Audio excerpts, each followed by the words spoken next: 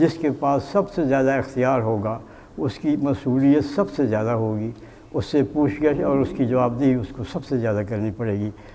تو جتنا وسیع کسی کا دائرہ ہے، اگر ایک انسان تک دائرہ ہے تو اس کے ایک آدمی کے بارے میں پوچھا جائے گا، اگر اس کا دائرہ خاندان تک ہے صرف تو اس کو اس کے خاندان کے بارے میں پوچھا جائے گا، اگر اس کا دائرہ پورے ملک پر وسیع ہے تو اس کو سارے ملک کے بارے میں پوچھا جائے گا کہ اتنے کروڑوں انسان جو اس کی رعیت بنائے گئے تھے۔ رعیت کے معنی یہ نہیں ہے کہ اس کی کوئی غلام بنائے گئے تھے، بلکہ یہ کہ اس کی حفاظت میں دیے گئے تھے۔ رعا یا مطلب یہ کہ چرانا، یہ اصل میں لفظ وہاں سے آیا ہے کہ رائی لیبل، اونٹوں کو چرانے والا، اس کا مطلب یہ ہوتا ہے کہ وہ ان کی دیکھ بھال کرے، ان کو پانی پلائے، ان کو گھاس کھلائے، ان کو غذا دے، ان کو بوجھ اتنا ان پر لا دے جو وہ اٹھا سکیں، ان کے آرام کا خیال رکھے۔ یہ ساری چیزیں وہاں سے آئی ہیں۔ تو جو شخص جس کے ذمہ ایک ملک کی ذمہ داری ہے اور ایک ملک کے لوگوں کی جان اور مال اور حفاظت کا وہ ذمہ دار ہے، اس کی پورا پوچھا جائے گا کہ تم نے وہ جو میں نے مخلوق اپنی تمہارے ذمہ کی دی تھی وہ کیا ہوا، اس نے کس طرح خیال رکھا۔ اگر اس نے خیال نہیں رکھا اور اس کا حق ادا نہیں کیا اور بددیانتی کی ہے، بددیانتی اس کے مال میں کی ہے، بددیانتی اختیارات جو اس کو عطا کیے گئے تھے ان کی غلط استعمال کی ہے، تو وہ پھر اس کا جو ہے اس پر جنت حرام ہوگی۔ یہ لفظ کتنا سخت ہے۔ دوسری الفاظ میں یہ ہے کہ لم یجد رائحۃ الجنہ، اس کی جنت کی خوشبو بھی نہیں آئے گی، وہ جنت سے اتنا دور ہوگا۔ بعض حدیث میں یہ ہے کہ جنت کی خوشبو جو ہے وہ 500 میل دور سے آتی ہے۔ ایک دوسرے الفاظ میں یہ ہے کہ ثم لا یجہد، یعنی ما من امیر یلی امور المسلمین، کوئی امیر، کوئی حکمران جو کہ مسلمانوں کی امور کی نگرانی، ان کی حالات کی نگرانی، ان کی جو ذمہ داری ہیں ان کو اس پر ڈالی جائیں، اور پھر ثم لا یجہد، پھر وہ اس کے لیے اپنی پوری محنت سے اور پوری کوشش سے ان کی حفاظت اور ان کی نگرانی اور ان کی جو ہے دیکھ بھال اور ان کی ضروریات اور ان کے حقوق کو ادا کرنے کے لیے مشقت نہ کرے۔ یجہد کا لفظ آیا ہے، اس کے لیے محنت نہ کرے، اس کے لیے مشقت نہ کرے، اس کے لیے دوڑ دھوپ نہ کرے، وَيَنْصَحْ لَهُمْ، اور ان کی خیر خواہی کا دم نہ بھرے، لم يدخل جنت، ان کے ساتھ جنت میں داخل نہیں ہوگا۔ اس لیے ہمارے جو نمونے قائم ہوئے اور خلفائے راشدین نے قائم کی ہیں وہ اس کی طرف ہماری رہنمائی کرتے ہیں کہ نبی کریم صلی اللہ علیہ وسلم کے یہ ارشادات جو ہیں ان کے معنی کیا ہیں۔ ان کے معنی ہمیں خلفائے راشدین کے یہاں بہت واضح طور پر ملتے ہیں۔ چنانچہ آپ کو معلوم ہے کہ حضرت عمر رضی اللہ تعالیٰ عنہ نے فرمایا تھا کہ اگر کوئی کتا بھی کہیں مر جائے بھوکا تو اس کی ذمہ داری بھی میرے اوپر ہے۔ کوئی شخص، ایک عورت اپنی ہنڈیا چڑھائی ہوئی ہے، اس نے حضرت عمر رات گشت کر رہے ہیں اور بچے رو رہے ہیں، تو حضرت عمر رضی اللہ تعالیٰ عنہ جب دیکھو اس کی حالات معلوم کی تو معلوم ہوا کہ اس کے پاس کھانے کو کچھ نہیں ہے، بچے رو رہے ہیں، ویسی دیگچی میں جو ہے وہ چمچہ ہلا رہی ہے۔ اب یہ کہ کیا ہوا، خود وہاں جا کے اس کے پاس لے کے جاتے ہیں سامان اور اس کی خورد و نوش کا انتظام کرتے ہیں، اور جب ان کا غلام یہ کہتا ہے ساتھی کہ میں بوجھ یہ اٹھا لیتا ہوں جو آپ نے اٹھایا ہوا ہے یہ آٹے کی بوری، تو آپ نے فرمایا نہیں، کل آج تو تم میرا بوجھ اٹھا لو گے، کل قیامت کو بھی تم میرا بوجھ اٹھاؤ گے۔ یہ کیا ذمہ داری تھی۔ اور پھر آپ یہ دیکھیے کہ وہاں وہ یہ نہیں تھا کہ کسی شخص کا کوئی مال ضائع ہو جائے یا کسی سے کوئی فائدہ حاصل ہو جائے تو وہ اس کو جو ہے وہ اپنے مال سمجھے اور اس کو وہ کر لے، یہ ممکن ہی نہیں تھا۔ حضرت عمر رضی اللہ تعالیٰ عنہ کے بیٹے ہی کوفہ سے آئے، وہاں ابو موسیٰ اشعری تھے اس کے گورنر، انہوں نے بیت المال کا کچھ پیسہ بھیجا وہاں ان کے ساتھ، انہوں نے اس کو کاروبار میں لگا کہ وہاں سے کچھ چیزیں خریدی اور مدینہ میں آ کے بھیج دی، اور حضرت عمر رضی اللہ تعالیٰ عنہ سے عرض کر دیا کہ یہ چیزیں ہم نے اس طرح سے کی ہے۔ انہوں نے فرمایا کہ ٹھیک ہے، بیت المال کا جو ہے وہ تو دے دو، اور جو تم نے نفع کمایا اس میں آدھا جو ہے وہ بیت المال کا ہے تمہارا، اگرچہ ویسے بھی تم نے لانا تھا اور تمہیں اس میں کوئی ایسا مسئلہ تو نہیں ہے، لیکن پھر بھی تم نے اس کو استعمال کیا اور فائدہ اٹھایا تو اس کا آدھا مال ان کو سے لے کے رکھ دیا۔ اپنی رعیت کا خیال اس حد تک وہ رکھتے تھے کہ آپ گشت پہ ہیں، ایک عورت کی آواز سنتے ہیں، بڑی وہ آزردگی کے ساتھ کہہ رہی ہے کوئی شعر پڑھ رہی ہے جس کے یہ شعر ہے کہ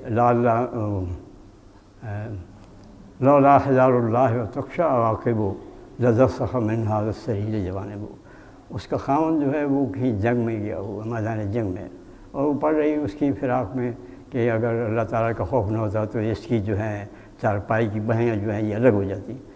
حضرت عمر رضی اللہ تعالیٰ عنہ نے اس کے حال معلوم کیا تو پتہ چلا کہ وہ اس کا خاوند جو ہے وہ کئی ایک عرصے سے میدان جنگ میں، تو انہوں نے گھر میں آ کے پوچھوایا کہ ایک عورت جو ہے وہ اپنے خاوند سے کتنے عرصہ تک جو ہے وہ رہ سکتی ہے، صبر کر سکتی ہے، تو انہیں بتایا گیا 4 مہینے یا 6 مہینے۔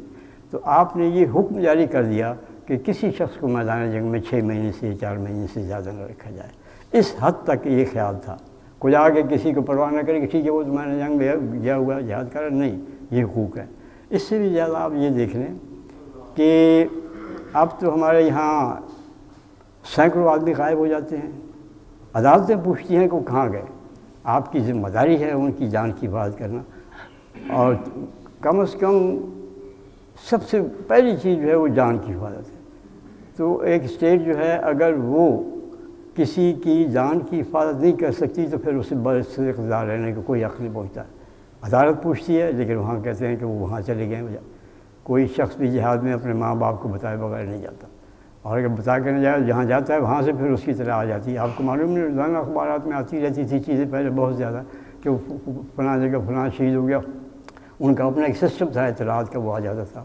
اب یہ کہتے ہیں کہ وہ وہاں چلے گئے ہیں، اور یہ بڑی اونچی سطح سے کہا جاتا ہے، لیکن وہاں کیا تھا؟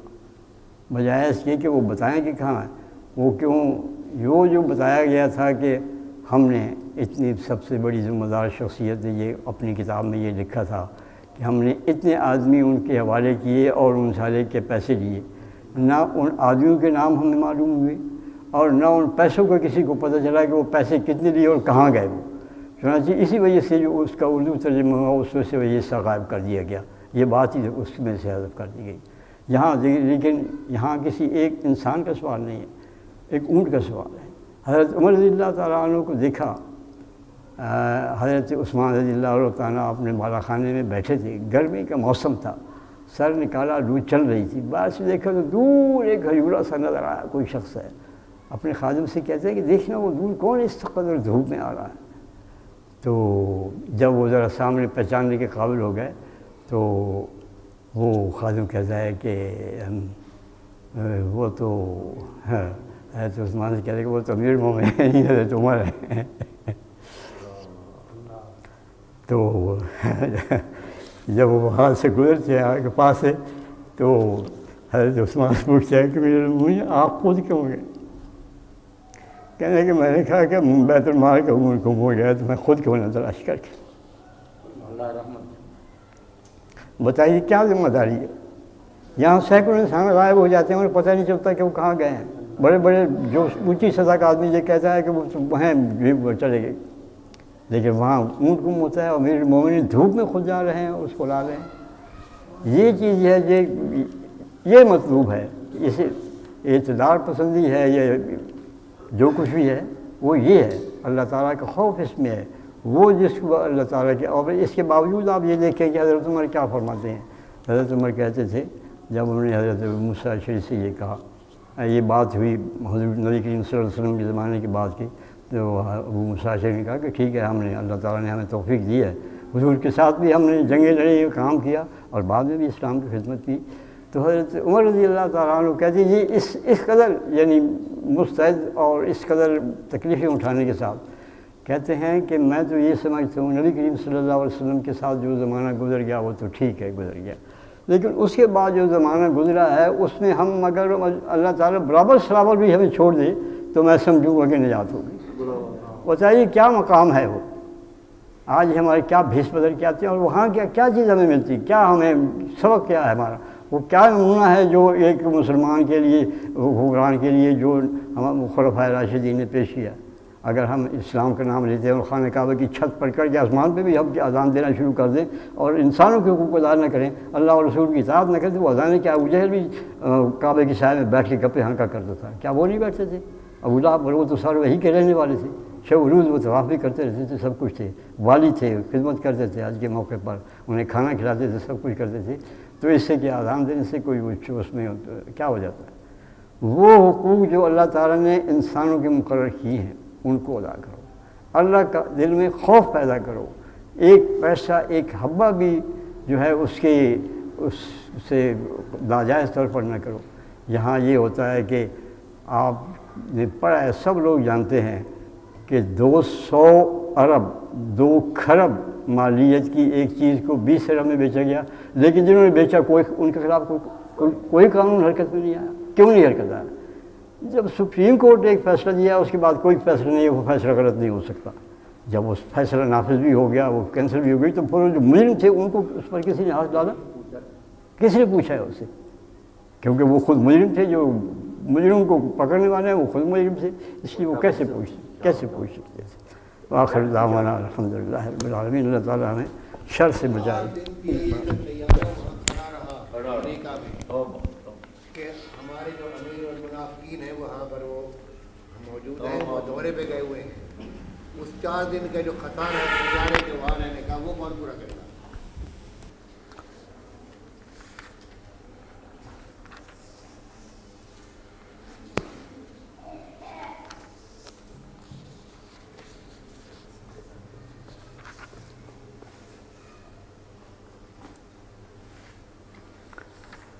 اعوذ باللہ من الشیطان الرجیم. بسم اللہ الرحمن الرحیم. اللہ الذی یرسل الرياح فتثیر سحابا فیبسطہ فی السماء کیف یشاء ویجعلہ کسفا فتری الودق یخرج من خلالہ فاذا اصاب بہ من یشاء من عبادہ اذا هم یستبشرون. وَإِنْ كَانُوا مِنْ قَبْلِ أَنْ يُنَزَّلَ عَلَيْهِمْ مِنْ قَبْلِهِ لَمُبْلِسِينَ. فَانْظُرْ إِلَىٰ آثَارِ رَحْمَةِ اللَّهِ كَيْفَ يُحْيِي الْأَرْضَ بَعْدَ مَوْتِهَا إِنَّ ذَلِكَ لَمُحْيِي الْمَوْتَىٰ وَهُوَ عَلَىٰ كُلِّ شَيْءٍ قَدِيرٌ. سورہ روم کی آیات میں نے پڑھی ہیں. اللہ رب العالمین نے ایک ایسے منظر کا بیان فرمایا جو دن رات ہماری آنکھوں کے سامنے پیش آتا رہتا. بارش کہ زمین مردہ ہوتی ہے، بنجر ہوتی ہے، گھٹن ہوتی ہے. لوگ مایوس ہوتے ہیں کہ جڑی بوٹیاں جل گئیں، جانوروں کا برا حال ہے. اچانک بادل آتے ہیں، ہوائیں چلتی ہیں، بارش ہو جاتی ہے، زمین لہلہا اٹھتی ہے، ہر طرف گلو گلزار کھل اٹھتے ہیں. اللہ تعالیٰ نے اس کا حوالہ دیا. یہ دراصل اللہ تعالیٰ نے جو مایوسی کے بعد اللہ کی طرف سے رحمت آ جاتی ہے، اور جب لوگ سمجھتے ہیں اب نا امیدی ہے، کچھ نہیں ہوگا، تو اللہ تعالیٰ پردہ غیب سے ایسے سامان کر دیتا کہ پھر کوئی بہت اچھی صورتحال پیش آ جاتی ہے. وہ پریشانیاں ختم ہو جاتی ہیں. بالکل سب اپنی آنکھوں سے اللہ کی رحمت کے نشان دیکھ لیتے ہیں کہ ہم تو سمجھے بیٹھے تھے اب کچھ نہیں ہوگا، اللہ تعالیٰ نے سب کچھ کر دیا. تو رسول کریم علیہ السلام کی آمد کے موقع پر بھی یہی حال تھا کہ لوگ کہتے تھے اب انسان کیسے ٹھیک ہوں گے. خود اللہ کے رسول علیہ السلام نے فرمایا کہ اللہ تعالیٰ نے پوری زمین پر نظر ڈالی، عرب اور عجم کو دیکھا، سوائے اہل کتاب میں سے چند جو آدمی بچے ان کے سوا باقی ساری زمین نظر آئی کہ لوگ کرپٹ ہو چکے، بگڑ چکے. کوئی ایسا نہیں رہا جو صحیح انسان ہو. جانوروں سے بدتر ہو گیا، کلا نام برمدار، جانوروں سے بگڑ گئے. تو کوئی نہیں سمجھتا تھا کہ اب یہ لوگ ٹھیک ہوں گے. مایوسی تھی. مگر اللہ تعالیٰ فرماتے ہیں کہ تم دیکھتے ہو کہ اللہ تعالیٰ ہوائیں چلاتا ہے، وہ بادل اٹھاتی ہیں، پھر ان کو اللہ تعالیٰ فضا میں پھیلا دیتا ہے، پھر بوندیں نکلنی شروع ہوتی ہیں، اور جب وہ بارش پھر لوگوں تک پہنچتی ہے تو لوگ خوشی سے نعرے مارنے لگتے ہیں کہ ہم تو پہلے گھٹن محسوس کر رہے تھے کہ گرمی مر گئے، یہ تو اللہ پاک نے فضل فرمایا. تو بارش اترنے سے پہلے واقعی نا امید تھے، اور ایک قطرہ بھی نہیں کوئی برسا سکتا تھا. اللہ اپنے فضل و کرم سے برسا دیتا. فانظر الی آثار رحمت اللہ کیف یحیی الارض بعد موتہا. تو دیکھو پھر اللہ تعالیٰ کی رحمت کے نشان کہ زمین کو مر جانے کے بعد، جل جانے کے بعد وہ کیسے زندہ کر لہلہا اٹھتی، ہر جگہ سبزہ، پھول، خوشبوئیں. ان ذالک لمحیی الموتیٰ. کئی کام اللہ تعالیٰ اس سے لیتا، یہ بارش کا حوالے دیتا، قیامت کا بھی اس سے نکالتا کہ جیسے یہ زمین مردہ تھی اس میں سے موریاں نکل آتی ہیں، اس طرح ہی قیامت کے دن مردے زندہ ہو جائیں. مگر اس موقع پر اللہ پاک نے حوالہ دیا انقلاب کا کہ جب حالت بہت خراب ہوتی ہے لوگ نا امید ہو جاتے ہیں کہ اب نہیں کچھ بھی بنے گا، اللہ تعالیٰ ایسا فضل و کرم فرماتا ہے، باران رحمت ہو جاتی ہے اور ہر طرف اللہ تعالیٰ کی رحمت کے نشان جو ہے نظر آنے شروع ہو جاتے ہیں۔ ایسے ہوتے ہیں کہ رسول کریم علیہ السلام کی آمد سے جو انقلاب ہوا ہے، اگر آپ تاریخ عالم دیکھیں جو بگاڑ تھا وہ بھی انتہا کو پہنچا ہوا تھا، اور جو اصلاح ہوئی جیسے کہ انصاف بیان فرما دے وہ بھی کہ انسان جو تھے نا خاک کے بنے ہوئے وہ انسان نہیں معلوم ہوتے تھے، فرشتوں کے لیے باعث رشک ہو گئے۔ اللہ تعالیٰ قرآن مجید میں رسول خدا حدیث پاک میں فرمایا کہ اللہ ملائکہ کے سامنے فخر کرتا ہے، ان کا ذکر کر کے بتاتا ہے یباہی بہم ملائکتا، اپنے فرشتوں کے مقابلہ میں ان کا تذکرہ کرتا ہے کہ تم کیا، یہ دیکھو میرے بندے۔ اور علامہ اقبال رحمۃ اللہ نے بڑے پیارے انداز سے فرشتے اور انسان کا مقابلہ کیا کہ فرشتے ٹھیک ہیں، رکوع کرتے ہیں، سجدے کرتے ہیں، تسبیحیں کرتے ہیں، مگر کیا ہے، چنا خود را نگاہ داری کے بائی بے نیازی ہے، شہادت بر وجود خود خون دوستاں خائی۔ انسان کے ذمہ کیا کام لگا، امانت جو ہے، فرمایا کہ تو اس طرح اپنے آپ کو دکھانا چاہتا ہے کہ لوگوں کو میرا پتہ تو چلے، مجھ پر ایمان لائے، اس کے لیے کیا طریقہ اختیار کرتا، شہادت بر وجود خود خون دوستاں خائی، اپنے دوست پیدا کرتا ہے، وہ دوست سر کٹاتے ہیں، اور فرشتے اور سارا جان دیکھتا ہے کہ اگر اللہ نہ ہوتا یہ اس پر ایمان نہ رکھتے تو جن کو جان پیاری نہیں، یہ جانتے بوجھتے جو جا رہے ہیں موت کی طرف ہے، سب کچھ دیکھتے ہوئے، یہ بھی نہیں کہ پھنس گیا اور مرے گا، نہیں، اپنی خوشی سے جا رہے ہیں، اور ان کے ماں باپ ان کو رخصت کر رہے ہیں، یہ کہتے ہیں ہمیں نہیں پتہ کدھر چلے گا۔ جو جہاد کے لیے بیچتے ہیں کبھی وہ شکایت نہیں کرتے، اور ایک آدمی بھی کبھی الدعوہ والوں کے پاس یا جماعت کے پاس ان کا باپ یا ماں نہیں گئی اور نہ جا کر ان کے پاؤں پکڑے کہ میرا بچہ کہاں۔ وہ تو لوگ کہتے ہیں کہ خوشی کا دن ہوگا جب بچہ ہمارا شہید ہوگا، یہ آپ کے قدم جو لوگ پکڑ رہے ہیں ان کے پاس جہادی تنظیموں کے پاس کیوں نہیں جاتے؟ اگر جہاد والے لے گئے ہوتے ان کے پاس نہ جا کر ہوتے۔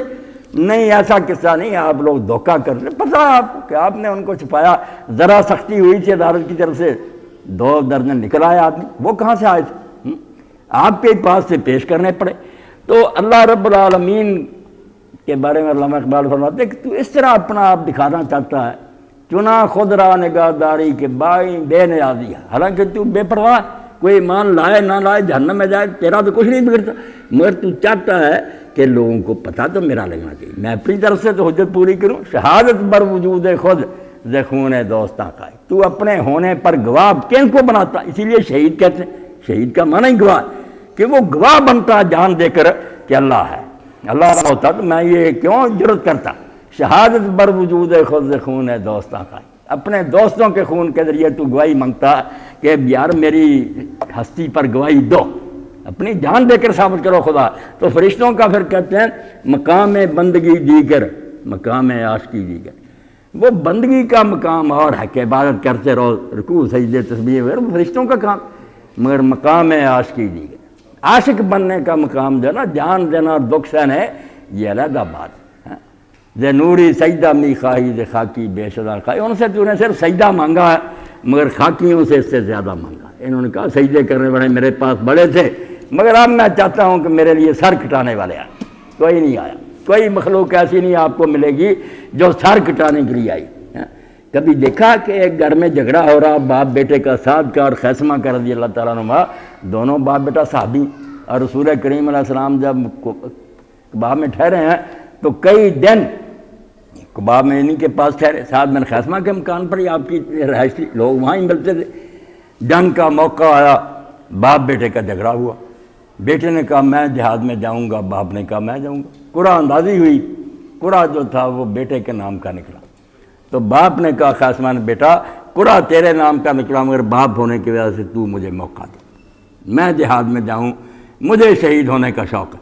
تو بیٹے نے کہا ابا جی اگر شہادت کے سوا کوئی اور معاملہ ہوتا تو میں آپ کو باری دے دیتا، قصہ ہے شہید ہونے کا، میں یہ باری نہیں دے سکا۔ وہ میدان بدر میں جا کر شہید ہوا، اور بعد میں احد کے موقع پر حضرت خیثمہ نے خواب میں دیکھا کہ وہ باغوں میں ٹہر رہا ہے، ان کے بیٹھا تو مر گیا تھا، اس نے کہا نہیں ابا جی ہم لوگوں کی نگاہوں میں مرے ہیں، آگے باغات ہیں جہاں ہم رہتے ہیں۔ تو انہوں نے بھی حضور سے دعا کرائی، وہ بھی شہید ہو گئے۔ اب یہ کون فرشتہ کر سکتا ہے، یہ کون مخلوق کر سکتی ہے؟ مقام بندگی دیگر مقام عاشقی دیگر، خاکی یہ نوری سجدہ میں خواہی تو خاکی بیشرا خواہی۔ اب جب یہ حالات تھے کہ دنیا بگڑی ہوئی تھی، توقع ہی نہیں تھی کہ یہ ٹھیک ہوں گے، یہ فرشتوں سے بھی آگے نکل جانا